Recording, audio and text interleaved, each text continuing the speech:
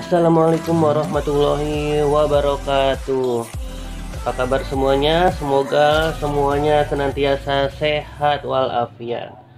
Baiklah anak-anak sekalian, hari ini kita akan mulai materi pembelajaran hari ini, yaitu Al-Quran Hadis, yaitu dengan materi surah An-Nas. Baiklah anak-anak, sebelum kita masuk ke materi, mari kita bersama-sama membaca surat An-Nas. Bismillahirrahmanirrahim. Qul a'udzu birabbin nas, malikin nas, ilahin nas, min syarril waswasil khannas, alladzi yuwaswisu fi sudurin nas, minal jinnati wan nas. Alhamdulillah, semuanya tentunya sudah bisa membaca surat An-Nas. Baiklah anak-anak, kita mulai masuk ke materi surat An-Nas, materi Al-Quran Hadis. Dari surat An-Nas terdapat 6 ayat. Dari surat An-Nas memiliki arti yang pertama, yaitu katakanlah, aku berlindung kepada Tuhan yang memelihara dan menguasai manusia. Ayat yang kedua yaitu artinya raja manusia.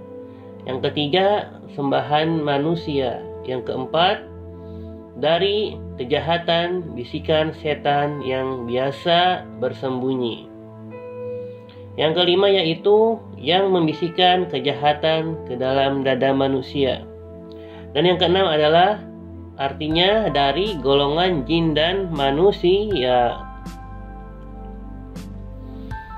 Dari arti ayat-ayat surat An-Nas, di sana kita berdoa kepada Allah agar dilindungi dari kejahatan atau bisikan syaitan. Nah, makanya kita harus senantiasa memohon perlindungan kepada Allah dari godaan atau bisikan syaitan, karena syaitan akan selalu mengganggu kita, membisikkan ke dada kita untuk berbuat jahat. Makanya kita harus berdoa kepada Allah agar selalu dilindungi oleh Allah.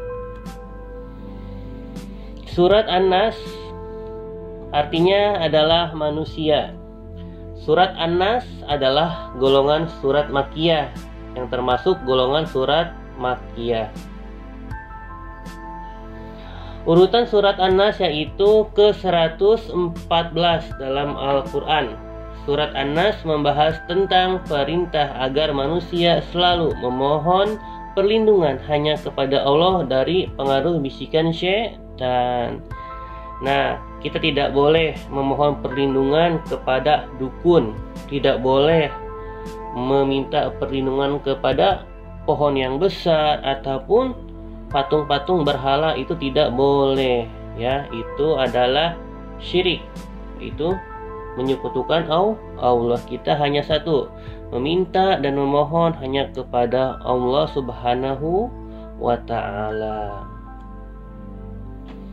Surat An-Nas merupakan salah satu surat yang disebut dengan Al-Mu'awwizatain, yaitu dua surat yang mengandung perlindungan. Satunya lagi adalah surat Al-Falaq. Tentunya kalian tahu surat Al-Falaq itu seperti apa.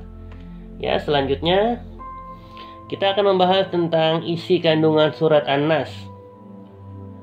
Yang pertama yaitu surat An-Nas mengandung isti'azah, yaitu permintaan perlindungan kepada Allah dari segala kejahatan syaitan. Tentunya setan selalu menggoda kita akan berbuat jahat. Misalnya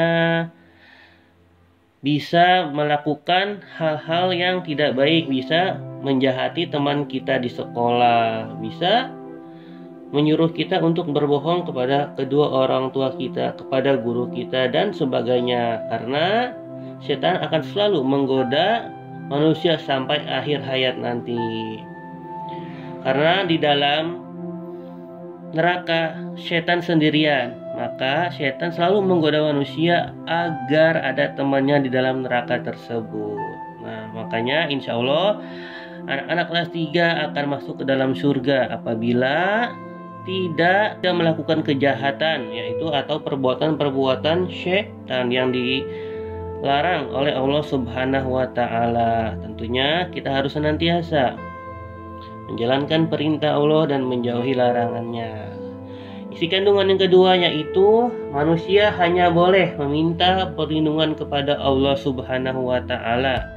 Nah, tadi Bapak telah sampaikan kita tidak boleh meminta perlindungan kepada dukun, kepada pohon, kepada patung-patung berhala dan lainnya. Ya. Bapak rasa cukup jelas materi hari ini. Bapak cukupkan, semoga kalian dapat memahami penjelasan singkat ini. Kalian bisa membaca buku pegangan kalian yang ada di rumah. Sekian dari Bapak, semoga bermanfaat. Wassalamualaikum warahmatullahi wabarakatuh.